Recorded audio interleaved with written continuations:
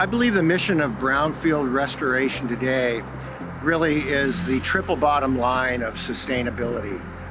It's about improving the environment, it's about improving the economy, and it's about improving our communities.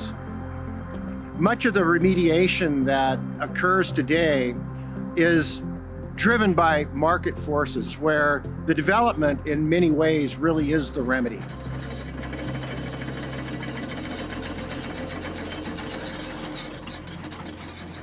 So we are currently at the Bridgepoint I-5 development, which is 2 buildings that total about 677,000 square feet. They are speculative buildings that are being built on top of an old landfill. There was various industrial waste placed into landfills on this property. Our company helped convert this property from a brownfield to a productive use that includes spec buildings for either manufacturing or warehousing. There are definitely a few construction approaches that we have had to take because it is a landfill. We have a load transfer platform underneath our buildings, and the buildings have also been raised up out of the ground to make sure that we don't dig into the landfill. And then we have 5 feet of fill to get to our building pad elevation. You know, we've been pretty lucky in the fact that COVID hasn't really disrupted our operation. We've been able to stay open, which is fantastic. We've been able to implement health and safety plans, COVID-19 protocols. For our checkpoint site, we have people come in and we have an array of questions that we ask you. And if you answer no to those questions, you aren't allowed on the site. We practice social distancing, obviously masks as I'm messing with mine. We're restoring jobs at this property, not just the 150 to 200 construction jobs that are being created as a part of this project, but the jobs that are going to be occupying these buildings for the next decades. When you can convert capital investment into remedial action, then a lot of times it'll pencil out because the developer of the property can see an opportunity to create value through remedy implementation that is also part of the development. My name's Karen Homolac. I'm with the Oregon Business Development Department. Business Oregon is how we are referred to. I manage or am in charge of managing 2 of the financing programs that are available for public and private property owners to address environmental contamination. And both of those funds, the state fund, which can provide assessment through cleanup, and the federal fund that can provide cleanup only, come together when we're working on a project.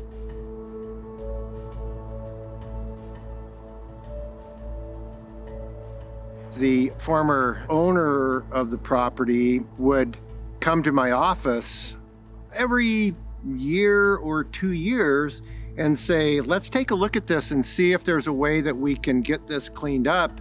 What's it going to cost? And every time it was the same, and every time the news was not good, that the site was very contaminated.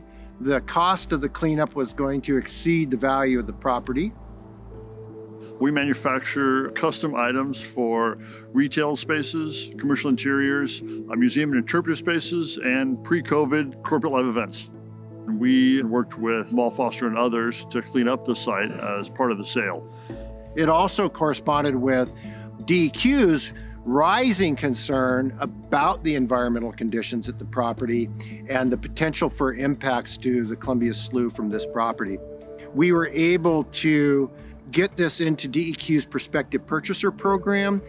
Through that public-private partnership with EPA and the Oregon Department of Environmental Quality, we were able to reclaim the space and put it back on the tax rolls ultimately. A conventional bank wouldn't loan on the property until they had a clean bill of health from the DEQ. The property needed to be transacted in order to implement the remedy.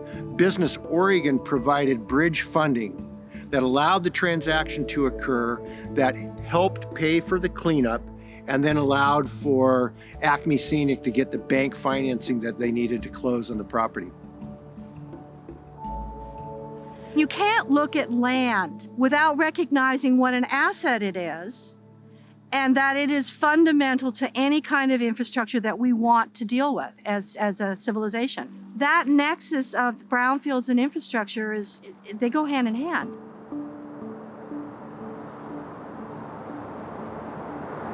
One of the things that's interesting about South Waterfront is that there's 10 different modes of transportation to get here. You can walk here, you can ride your bike here, you can take an electric scooter here, you can ride share, you can drive your car, right? You can take a tram, you can take a streetcar, a bus, a light rail, and someday you're gonna take a boat. So there aren't very many places in the world that have this much transit opportunity, right? So the Tillicum Crossing and South Moody, those things were linked. South Moody had to be raised to make the Tillicum Crossing work. So they really worked hard, came up with a great engineering solution to figure that out. And then the Tillicum Crossing, they built that in conjunction with the Zidels. We provided them 15 or 20,000 cubic yards of contaminated soil that we engineered, we put in there for them. We didn't have to haul it away, and we put it within the prism of the Tillicum Crossing in such a manner that it would not impact the construction of the Tillicum Crossing, and we capped it. And we did all that stuff in conjunction with DEQ, TriMet, PBOT, and ZRZ. And it was a huge success. The idea of South Waterfront, the vision of this being a transit-oriented area, was starting to come through. The last link of that, of course, is Bond Avenue that will come through Zidell Yards. That's the last real piece of the transportation couplet. And then what they decide to do with the streetcar in terms of where it will go once it comes off of South Moody at some point. Now it's just a matter of what is the highest and best use for this by the ultimate development entity.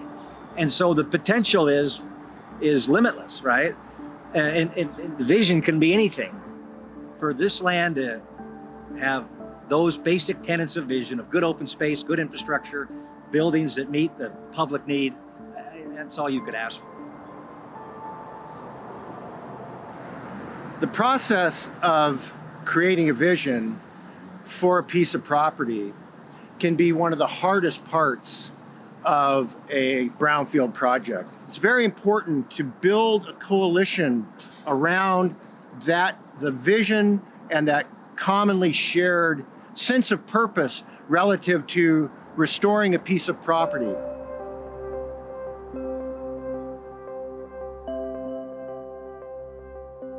The university had a vision to grow and expand a campus in Central Oregon to 3,000 to 5,000 students. We started off in this little corner, and then we're working our way up through the center and out. So we selected a strategy where we said we want to be able to connect those buildings in that little corner ultimately out as we develop. So we're going to develop from the edge into the heart. So we also chose that as our remediation strategy. One of the bigger challenges revolves around the idea of taking that vision and converting it into plans and specifications and grading and soil placement and foundations and all the rest that comes with a project of this scale. On top of that, of course, we're working in part on a landfill and part on a pumice mine. The pumice mine's a big hole in the ground, the landfill's a big hill. Putting those two things together and working through the environmental components as well as the civil engineering, the structural, and so forth and so on, definitely is a challenge. But that being said, OSU Cascades brought a fantastic team together and really hit a home run here. We said, here's what we got. We got historical maps. We know what was in the landfill from a number of different historical studies. I can show you what's in and what's not in the pumice mine. I can tell you what elevations we kind of want for a future campus. And we gave them piles and piles of data about what we knew about the site. And we said, help us. We came up with the strategy to go into the landfill and screen the waste, remove material from the landfill that could be mixed with cover soil to create fill. We excavated material from the landfill cells, and we took that material and ran it through a trommel, which is a rotary screen that we use to separate the fines from the debris. And we use the fines or the reclaimed material in areas for the campus expansion that didn't need structural fill. And we took the bowl, the bottom of that pumice mine, and elevated up about 50 feet. So we've created this plateau in the bottom of the pumice mine and drastically increased the developable area. I think the potential of OSU Cascades and the development of this campus is the sheer possibility of being the most innovative, sustainable, and healthiest campus in the United States. Of course, I'm a little bit biased, but I think a university, higher education, grows our community from within, and it grows the state from within. And I think we have the opportunity to take this land and have it be a living, learning campus integrated into the heart of the community. And the byproduct of it is we take what was blighted, inaccessible land and turn it into parks and innovative buildings and art and all sorts of other crazy amenities for our community. It's huge. As an OSU alum, the idea that we have a sister campus in Bend, a fantastic city, doing things that are unique and new for our state is fabulous. This was a really exciting project. It was a lot of fun to be down there and just be part of a project that'll transform the community in such a positive way. It just demonstrates that strong leadership and genuine passion to make an improvement, genuine passion to push it forward can get a lot done. Brownfields projects are catalytic projects. You've got this vacant, blighted piece of property that just sits there. All of a sudden, something's happening with it. And it's becoming a focal point. It's becoming a way for that community to coalesce, whether it's through jobs or through a community center or a baseball field, or even something as simple as a park. It really is becoming that amenity that is making the whole area more livable. And it does draw in sort of beginning to realize that, if we can do it on this piece of property, we can do it on that piece of property.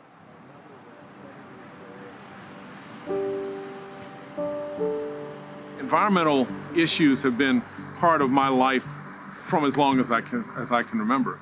My father made it a point of being part of the Nature Conservancy back in Georgia, back in the time when we would walk into the Nature Conservancy meeting and he would be the only black face there. Now, when I got to Portland and I started seeing the real clear discrepancies that took place because of Oregon's history in terms of racism, and you can see that so obviously in this area. We started looking at how many contaminated sites there were in legislative districts. And in this district, there were 147. And that was my House district, not my Senate district. So in the Senate district, it was easily 300.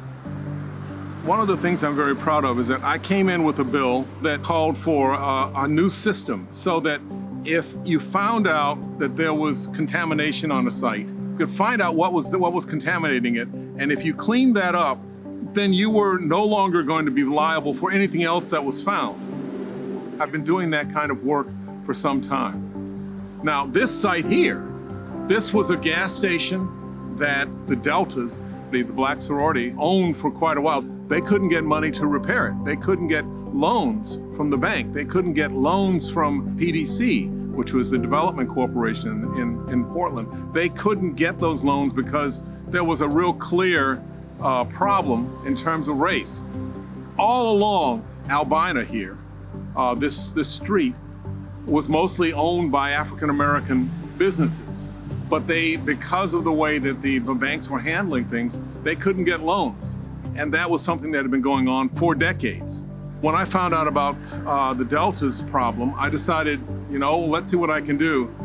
And as soon as we started talking about it, and it became very, very clear that first of all, many of the homes had been sold, many of the businesses had been sold along Albina by black families to white owners, and suddenly they were able to get loans.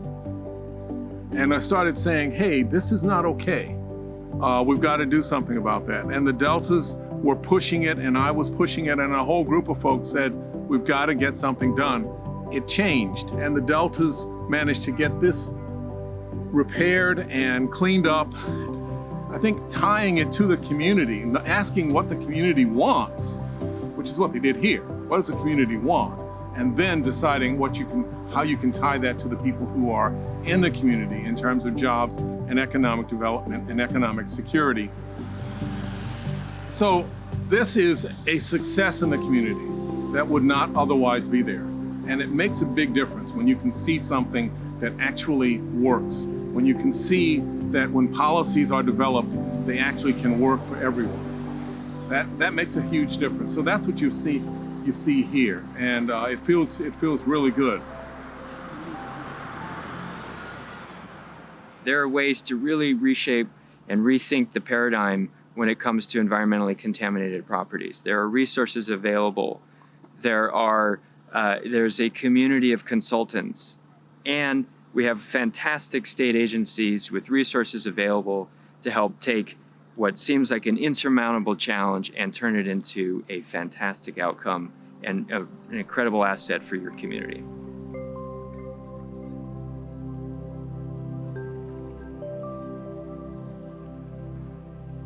My name is John Walsh. I'm the city administrator here at the City of St. Helens, and I've been charged with the oversight of the waterfront redevelopment project here. St. Helens is a mill town. It has been a mill town, has a reputation for a mill town. It's known as the paycheck city. People would come all over to come get their paycheck and work on the mill. That industry changed, that went away. It's been sitting here underutilized for at least the last 20 years. I'm Jenny Dimsho. I'm an associate planner at the City of St. Helens, and we're standing on one of the best opportunities the city has. The potential here on this site is mind-blowing. It really is the city's best chance to reinvent ourselves. The city has been blocked off from the water for decades. There's been no public access, and here we are with people walking around and enjoying the water and the views. It's incredible. The city's had this property in its sights for a revitalization for quite some time, and the city actively went to pursue the property and acquire it and ensure its future for a positive outcome that benefited the public interest. A project of this scale, the City of St. Helens really has no way of seeing it come to fruition without buy-in from state and federal partners. They've been instrumental in not only the financial resources, but just the technical support to get to yes and figure this out, because it's a very complicated puzzle with numerous moving parts. Once things start steamrolling, it gets a little easier. I say a little easier, it's all relative, but it does get easier, especially as you have more success in a project. We had open houses where we asked, what do you want to see on the site? And the number one thing we heard was public access. And so making sure that all of the plans from that point on included trails, greenways, boardwalks was one of our main goals. The core infrastructure amenities, or the water, the sewer, the stormwater, are all part of the street design that we're currently working on. That infrastructure piece means we can attract a private developer who can build housing and can build commercial properties and reinvigorate the site again with life. It's really cultivated a sense of we can, we'll do this together. It's really a community project. It's really heartwarming to see that many people that care about their community so much and the connection to the water and the importance, and they really see this property as the future of St. Helens. I think Oregon's Brownfield community is amazing. And it's not just on the regulator side, it's not just on the business finance side, what I do, but it's also the consultants, the professionals that we work with. We are all in it together. As far as where I think we're going, we will build on what we've accomplished so far. That's obvious to me. What we've seen is that the tools that we've implemented in Oregon and nationally work. They result in the kind of outcomes that we've envisioned: an increased investment in communities, increased investment in seeing brownfields turned around into opportunities. But You know, areas where we still have work to do are engaging with other communities that have been underrepresented in the field and in brownfield redevelopment. I think it's really emphasized why it's important to look into our communities and say this is what we need to do to make them more equitable, to be able to address those needs. Environmental justice is something that we're still fighting. We're still fighting for in this city and in the state. This past 4 months has been incredibly challenging because of our dealing with the pandemic and what that has meant. One thing that I haven't seen is a slowing down at all in moving projects forward and recognizing that we need to continue to address where communities' plans are going. Seeing the possibilities of how we can address redevelopment that is in partnership with what we see as our environment and make it still livable, the livability factor, and be protective and make sure that it continues to the next generation, I think it's part of who we are.